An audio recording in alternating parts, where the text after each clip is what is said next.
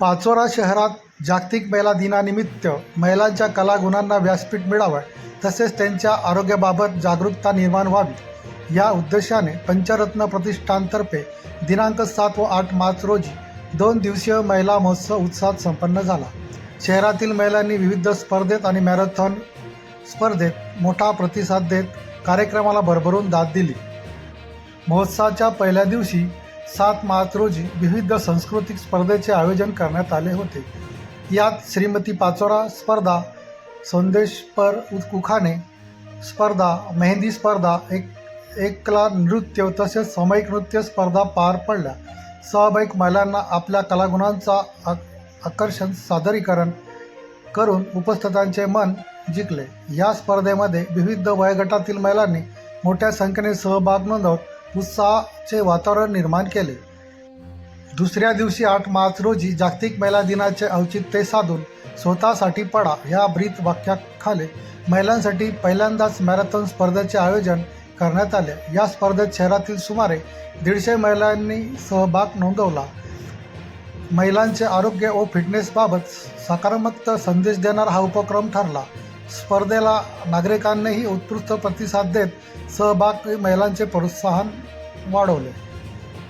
पंचरत्न प्रतिष्ठानतर्फे महिलांसाठी पहिल्यांदाच अशा प्रकारचा महिला उत्सव आयोजित करण्यात आला होता. महिलांनी दोन्ही दिवसाचे उपक्रम मोठ्या प्रमाणात प्रतिसाद दिल्याने कार्यक्रम यशस्वी ठरल्याचे आयोजकांकडून सांगण्यात आले.